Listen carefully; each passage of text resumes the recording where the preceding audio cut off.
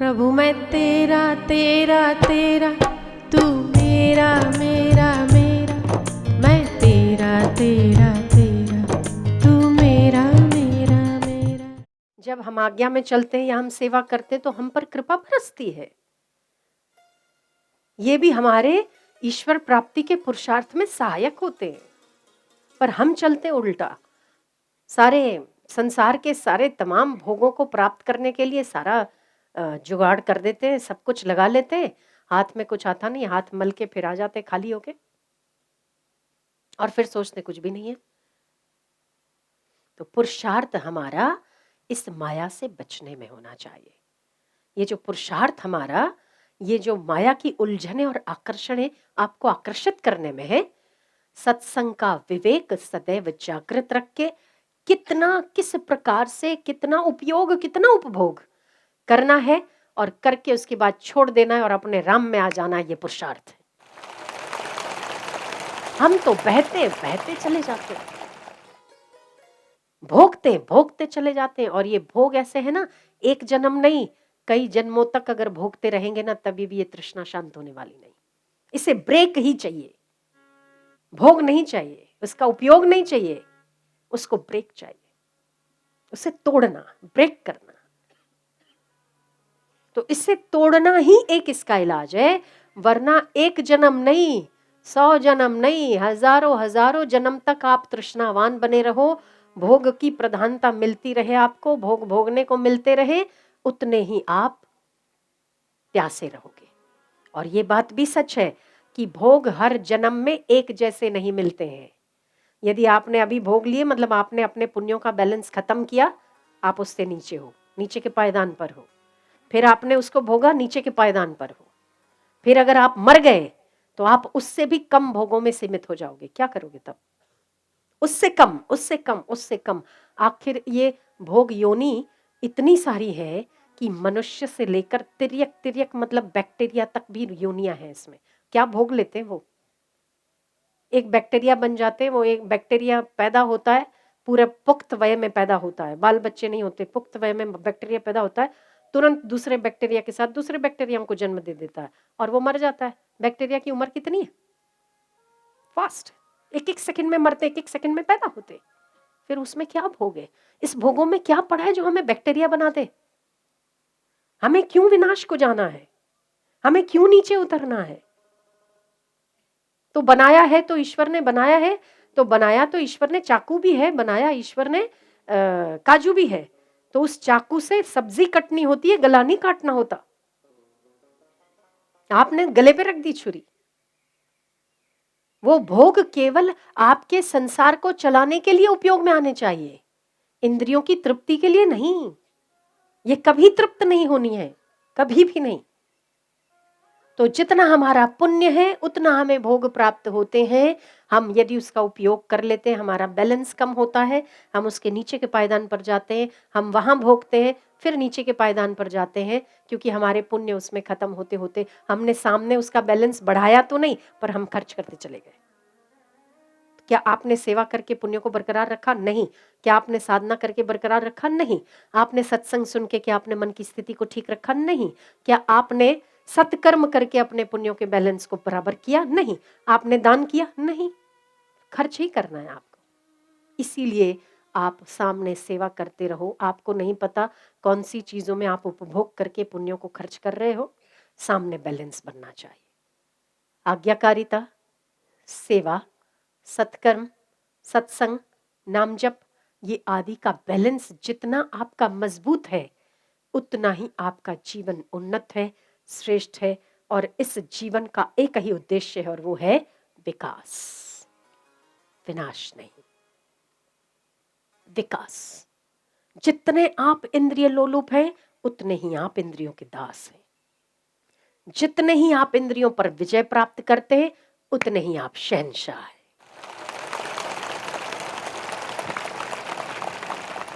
चाह गई, चिंता गई, मनवा बेपरवाह, जिसको कछु न चाहिए वो शाह का शाह। ऐसे बनने की और हमारी गति होनी चाहिए। ये इस संसार को समझना ही है। या तो आप संसार को समझो या तो आप परमात्मा को समझो। कुछ भी समझ लोगे ना, एक ही बात है। या तो आप संसार को समझोगे तो आपको पता चलेगा कि यहां पर विनाश है, प्रत्येक पल विनाश है। और यदि आप परमात्मा को समझोगे तो आपको पता चलेगा इसमें प्रत्येक पल विकास है, प्रत्येक पल पुष्टि है, प्रत्येक पल तुष्टि है और प्रत्येक पल उन्नति है। ये परमात्मा का स्वभाव है। या तो ये समझो या तो वो समझो, पर हमें नीचे के पायदान पर नहीं आना है, क्योंकि मनुष्य के पास दो ही रास्ते होते हैं। यदि विकास करता है तो देवता बनता है, देवों का भी गुरु बनता है, और यदि विनाश करता है तो विनाश की कोई सीमा नहीं है। बैक्टीरिया तक के हर जन्म उसके पास, कोई सीमा नहीं। आप जिन भोगों को भोगने के लिए जितने उतावले हो रहे हो, ये भोग हर योनि में प्राप्त होते हैं, कोई सीमा नहीं। आप गाय बनकर भोग, बेचारी गाय दूध तो देती है, गाय के सींग काम तो आते हैं, गाय पवित्र है, पूजनीय, दूसरों को पुण्य तो देती है। सुअर 14 बच्चे, सांप 100 बच्चे, उससे छोटे जीव 1000 अंडे, चींटियों के 500 अंडे। क्या हमें चींटी बनना है? भोग सामग्री उपलब्ध है, कोई सीमा नहीं है उसकी, भोग लो। पर फिर अगर कोई सिर पर पैर रख दे तो क्या मत करना। कोई कुत्ते की कमर तोड़ दे तो घसीटते हुए अपनी कमर को मत ले जाना। सब खुला है, सारे रास्ते खुले हैं आपके लिए। क्या चाहते हो आप? यतिच्छसि तत्कुरु।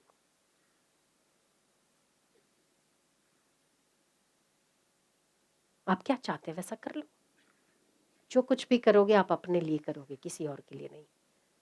नितांत अकेले हो आप, और यदि कोई साथ दे सकता है तो केवल और केवल कृपा, केवल और केवल परमात्मा नाम जप आपका साथ देता है। इसीलिए आपको वही पूंजी इकट्ठी करने के पीछे यत्न करना चाहिए।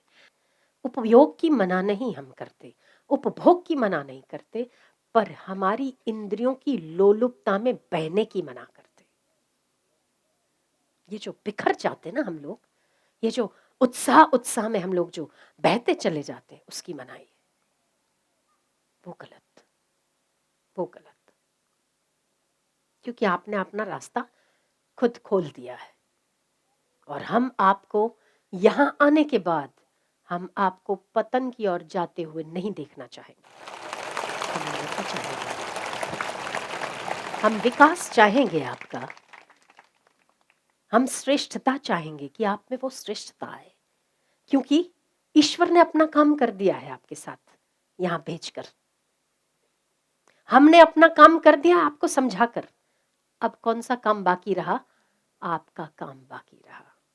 हम नहीं चाहेंगे कि आप दो दो कृपाओं की अवहेलना करो, एक कृपा परमात्मा की, एक कृपा संत की, एक कृपा परमात्मा की, दूसरी कृपा गुरु की। दोनों कृपाओं को आप नजरअंदाज करते हुए आप अपनी स्थितियों से नीचे आते चले जाओ, ये हम नहीं चाहेंगे, क्योंकि परमात्मा ने आपका चयन किया है यहाँ के लिए। हम उसका आदर करते हुए आपकी उन्नति चाहते हैं। मुझे नहीं पता आप मुझे कितना सुनकर कितना लेते हैं, पर हम उसका सम्मान करते हैं कि उसने आपको यहां तक भेजा है। मेरा कर्तव्य है कि आपको यहां से ऊपर उठाना। उसने भेजकर अपना काम किया, मुझे आपको आगे बढ़ाकर काम करना है। हम अपना कर्तव्य कर रहे हैं, उसने अपना काम कर लिया, तीसरा काम किसका है? आपका। तो हम चाहते हैं आप अपनी उन्नति करो, नए वर्ष में सद्गुणों का विकास करो। ये जो विषय विकारों के पीछे आप उलझ रहे हैं, ये तो जितना भाग्य में होगा मिलकर ही रहेगा। वो जब सहज भोग प्राप्त हो जाए उसे मना नहीं है, पर उलझना और उसके पीछे पुरुषार्थ करना मना है। पुरुषार्थ करो उसे रोकने के लिए, पुरुषार्थ करो उसे परिवर्तित करने के लिए, पुरुषार्थ करो परमात्मा की प्रसन्नता पाने के लिए, पुरुषार्थ करो सत्कर्म करने के लिए, पुरुषार्थ करो। ये पुरुषार्थ रंग लाएगा, और यही पुरुषार्थ का रंग ये है कि आपको भोग भी प्राप्त होंगे, मोक्ष भी प्राप्त होगा। धर्म अर्थ काम और मोक्ष हमारा शास्त्र कहता है, मनाही नहीं है उसमें। अगर ऐसा ना होता तो राम जी ने विवाह क्यों किया, कृष्ण ने विवाह क्यों किया? विवाह करना बुरा नहीं है, पर उसे विषयों का साधन बनाना बुरा है। और मुझे बार बार इसीलिए कहना पड़ता है कि पहले का जो माहौल था ना, फिर भी चारित्रता थी उसमें, शील था उसमें, विवेक था, लोक लज्जा थी, समाज की लज्जा थी उसमें, ईश्वर का डर था उसमें। आज के समाज में ईश्वर का डर कहीं नहीं है। कर्म की गति और कर्म का फल मिलता है, ये विधान कहीं पर भी नहीं है। और कहीं आप उसमें बह न जाओ, क्योंकि आप समझदार हो, आप जानते हो कि कर्म का सिद्धांत भी है, ईश्वर का डर भी है, लोक लज्जा भी है, विवेक भी है, और ईश्वर की कृपा भी है। ये सारी चीजें इसी जगत में आपको प्राप्त होती है, आपके होते होते। पर यदि आप इंटरनेट पर फोकस करते हैं, आप बर्बादी का साधन खोलते हैं। उन्हें तो हम आपको ये कहते हैं, आप ये कहते हो कि हमें देखने को मिलता है तो हमारा मन हो जाता है, हमारा मन गिरता है। मुझे एक बात बताओ, उन लोगों के पास क्या सत्संग है? नहीं है, तभी वो वैसा सुख लेते हैं। आपके पास तो है ना, आप तो उससे अपर कैटेगरी में आने चाहिए ना, हाईएस्ट मार्क्स लेने चाहिए ना आपको। फिर क्यों नहीं? आप उनके जैसे क्यों बनना चाहते, जिन्हें मालूम ही नहीं है कि ऐसा जीवन भी कोई जीवन है? उन्हें मालूम ही नहीं है कि विषयों से हटकर कोई आत्म सुख भी है। उन्हें मालूम ही नहीं है कि भगवान के नाम में इतना रस भी है, कि केवल डिस्को करने में वो सुख नहीं आता है, उससे बर्बादी होती है। हम संकीर्तन करके जो आनंद लेते और जो नृत्य करते उसमें भक्ति रस है। उन्हें क्या मालूम? आपको मालूम है, और मालूम होने को दोष है। जिसे मालूम है और वो नहीं करता वो दोषी है, जिसे मालूम नहीं है वो करे तो उसका कोई दोष ही नहीं है ना। वो तो बेचारा दया के पात्र है, उसे जगाना चाहिए हमें, अगर हम जगा सकते हैं तो। हम तो उसके माई बाप हुए, वो हमारे लिए बच्चे हैं, क्योंकि वो जानते नहीं है। जो जानता नहीं है, जो नाबूझ है, जो अबोध है, जो नादान है, वो तो बालक है। और हम भी अगर वैसे ही करने लग जाए, उनमें और हम में फर्क क्या रहा? इसीलिए आपसे अपेक्षा ज्यादा है, क्योंकि आप जानते हैं। उन्हें देखकर बर्बाद मत होइए। यदि आपको देखना है तो आपके सामने महापुरुषों के चरित्र भी तो है ना, वो देखकर आबाद भी तो हो सकते हो ना। देखना ही है तो उन्हें देखिए ना, जिन्होंने अपने मन को वश कर लिया, जिन्होंने केवल एक लड़की के, एक संत थे, किसी स्त्री के वहां भिक्षा लेने जाते थे। एक दिन गए, भिक्षा लेकर बाहर आई, दूसरे दिन वो कहीं और पे चले गए, तो वो दरवाजे पर खड़ी उनका इंतजार कर रही थी। और उन्होंने कहा, महाराज मैंने आपके लिए भिक्षा ली है। वो उसी द्वार पर चले गए, उन्होंने उसको भिक्षा दी। तीसरे दिन वो सामने चलकर आई, और उन्होंने कहा कि, उसने कहा कि महाराज आप मुझे बहुत ही, आपकी आंखें बहुत अच्छी हैं, और मुझे आप बहुत प्यारे लगते हो, अच्छे लगते हो। उस संत ने सोचा कि मेरी आंखें देखकर इसका मन विकारी हुआ, इसका हुआ तो मेरा भी होगा। वो गए, और अगले दिन, चौथे दिन जब भिक्षा लेने चले गए, तो उन्होंने, आंखें उनकी नीचे थी, और उसने कहा कि महाराज मुझे आपको भिक्षा देने में बहुत अच्छा लगता है, आप बहुत सुंदर भी हैं। तो उस संत ने कहा, देवी जो आंखें तुझे सुंदर लगती थी ना, वो गोलक में निकालकर इस रुमाल में लेके आया हूं, इसके साथ जो कुछ भी करना है कर डाल, मुझे माफ कर। क्योंकि तुझे आंखें पसंद थी ना, ये आंखें पसंद थी, ये निकाल कर मैं तेरे को भेंट देने के लिए आया हूं, इसके साथ जो कुछ भी करना है, जो व्यवहार करना है तू कर ले, क्योंकि ये बहुत सुंदर जान पड़ती थी तुझे। अंधे हो गए वो। ऐसे महापुरुष भी हमारे ही इतिहास में, हमारे भारत में, आपके ही उस खून और रगों में थे, आपके ही वो पूर्वज थे, हम उन्हीं की संतान हैं। ये इंटरनेट तो पाश्चात्य से आया है। शीलहीन और चरित्रहीनता परदेश की देन है, आपके माता पिताओं की देन नहीं हो सकती वो। आप अगर अपने माता पिता और दादा दादी को देखोगे ना, वो भी बड़े मर्यादित थे, वो भी आज भी मर्यादा में रहते। आज का समाज है बिल्कुल विषय वासना के अलावा कुछ नजर ही नहीं आता, हाड़ मांस के अलावा कुछ दिखता ही नहीं। एक स्त्री नजर आई मतलब वो भोग का साधन ही है, ऐसा नहीं था पहले। एक स्त्री माता है, एक स्त्री यत्र नार्यस्तु पूज्यन्ते रमन्ते तत्र देवता, वही नारी करुणा का अवतार है, वही नारी सम्मान का अवतार है, वही नारी काली है तो वही नारी चंडी भी है, उसमें सभी कुछ मौजूद है। पर आजकल के लोगों के लिए नारी एक भोग का साधन है, बस कितनी सुंदर दिखती है, इस पर आके हम अटक गए। हमने अपना स्तर बहुत नीचे कर लिया है। एक पुरुष कितना हैंडसम दिखता है, उसी पर आकर हम अटक गए। तो हम जितना ही स्थूलता में अटकेंगे ना, उतने डंडे ज्यादा खाएंगे। आजकल केसेस और किस्से भी देखो कितने ज्यादा बन रहे हैं। एक को किसी से प्यार हो गया, किसी से अफेयर हो गया, ब्रेकअप हो गया, डिप्रेशन आ गया, आत्महत्या कर ली। किसी से प्यार हो गया, उसने उसको खंजर से मार डाला। क्यों? क्योंकि उसको किसी और के साथ था। चलता रहता है। आप अकेले हैं केवल, और आपका परमात्मा ही केवल आपका अपना है, ये समझकर जगत में व्यवहार करोगे, कभी अकेले नहीं रहोगे, सारी दुनिया साथ चलेगी आपके। और यदि आप सबका साथ चाहोगे ना, कोई आपको साथ नहीं देगा, क्योंकि दुनिया का काम है धोखा देना, धोखा देगा। उसकी उसकी फितरत है, उसकी तासीर है। तो आप मेरी बात को समझ गए। 100 बातों की लाख बातों की एक बात, यदि आपको पुरुषार्थ करना है तो गिरते हुए मन को संभालने के लिए पुरुषार्थ करना है। यदि आपको पुरुषार्थ करना है तो सत्कर्म और सेवा के लिए पुरुषार्थ करना है। यदि आपको पुरुषार्थ करना है तो टीवी ऑफ करके 2 माला करने के लिए पुरुषार्थ करना है। बाकी तो आसानी से सब कुछ मिल ही रहा है। नारद ने पूछा भगवान से सबसे उत्तम युग कौन सा? क्या जवाब मिला पता है? कलयुग सबसे उत्तम युग है। नारद को बड़ा आश्चर्य लगा। नारद ने कहा कलयुग में तो झूठ, कपट, चारित्रहीनता, लोक लज्जा का अभाव, इतना सब कुछ कलयुग में है, और आप कह रहे हैं कि कलयुग सबसे श्रेष्ठ युग है। बोले हाँ, क्योंकि सतयुग में मुझे प्राप्त करने के लिए करोड़ों वर्ष तपस्या करनी पड़ती थी। द्वापर में कई कई वर्ष राजसु यज्ञ, अश्वमेघ यज्ञ, यज्ञों पर पलता था।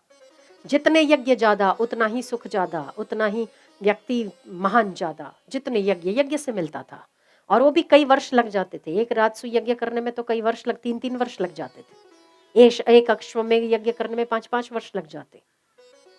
और सतयुग में तपस्या, द्वापर में यज्ञ याग आदि। आपको पता होगा भगवान कृष्ण ने भी यज्ञ किया, अर्जुन ने भी यज्ञ किया, अश्वमेघ यज्ञ, राम जी ने भी यज्ञ किया, अश्वमेघ यज्ञ। तो इन सब जो युगों में जितने जितने वर्ष की तपस्या, सत्य और यज्ञ के बल पर परमात्मा हासिल होते थे, वो अब केवल 2 ताली बजाकर नाम जप में मैं हाजिर हो जाता हूं। कलयुग श्रेष्ठ है ना।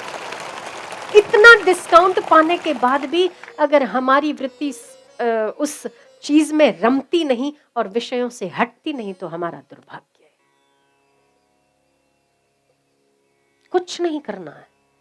सभी संतों ने, इस कलयुग के सारे संतों ने नाम जप को बड़ा जोर दिया है, महत्व दिया है। विषयों से हटना है तो नाम जप करो, दुखों से ऊपर उठना है तो नाम जप करो, विलासिता से ऊपर उठना है नाम जप करो, इंद्रियों को काबू पाना है नाम जप करो। पर अपने स्तर को ऊपर से ऊपर, उत्तम से उत्तम बनाते चले जाओ। यही मेरी आपसे प्रार्थना है, अनुरोध है, मेरी हृदय से इच्छा है कि आप उन्नति करें, उत्कर्ष की ओर आगे बढ़ें, क्योंकि यही आपका जीवन है।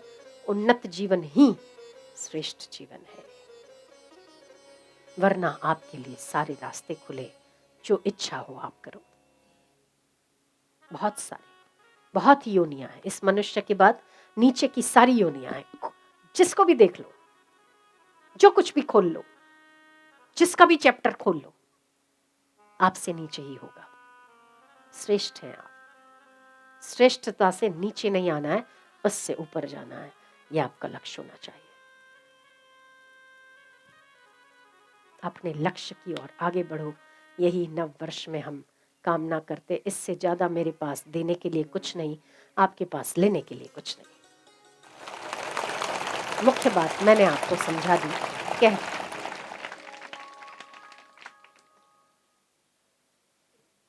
सब कुछ आता जाता रहेगा। आप केवल केंद्रित करो अपने आप को बनाने के लिए। बस फेसबुक के फ्रेंड्स तो ठीक है, तो और नीचे की बात है, टाइम पास। इसमें तो अपनापन है ही नहीं, शेरो शायरी ये वो कुछ नहीं, कुछ नहीं। खोखला जीवन है, बिल्कुल खोखला। पर उनके विचारों के पास कुछ है ही नहीं, तो कुछ तो करेंगे ना, करने दो उनको। आप क्यों लचते हो?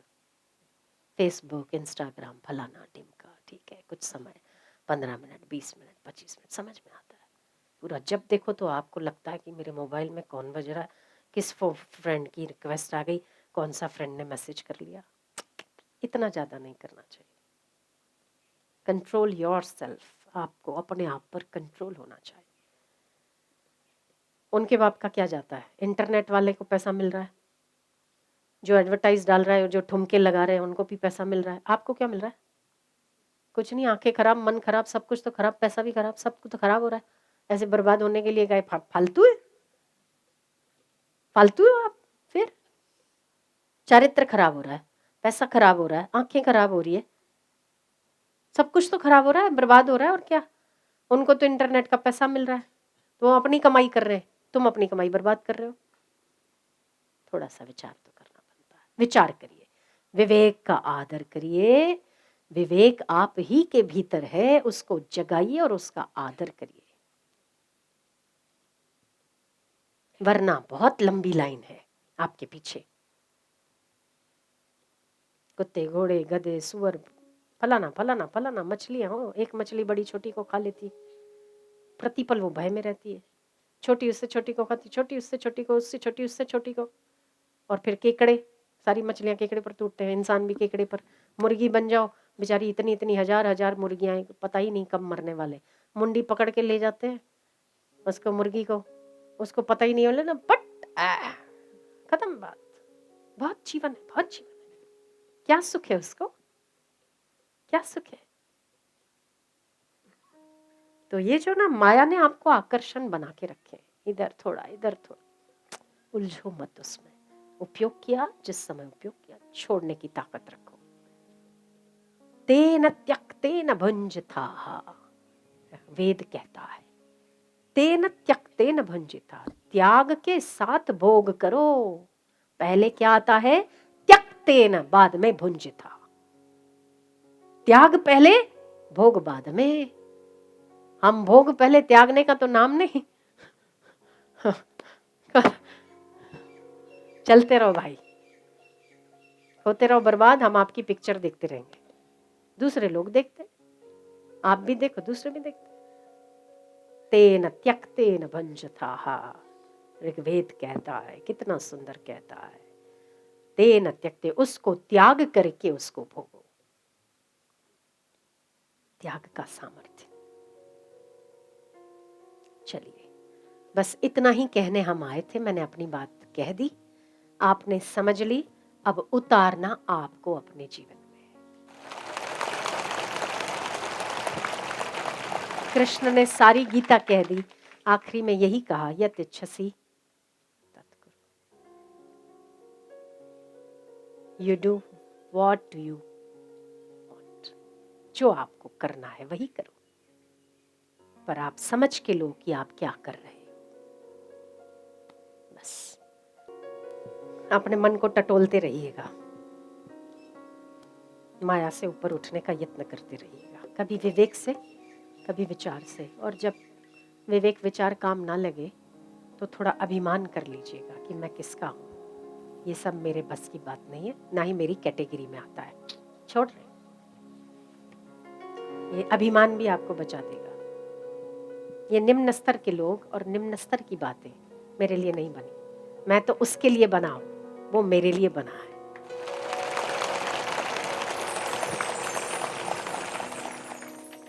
और कभी कमजोर हो जाओ तो प्रार्थना तो है ही है, 2 आंसू तो है ही है आपके पास, उसमें तो आप मालिक हैं, उसके तो मालिक हैं। दुनिया के लिए रोते हो, बड़े बड़े बेर जैसे आंसू, इसके लिए छोटे तो निकालो। हाँ भाई, उसके लिए तो बनता है प्रार्थना करो, सतत प्रार्थना में बल है। आर्त हृदय की प्रार्थना परमात्मा को सुनाई दे।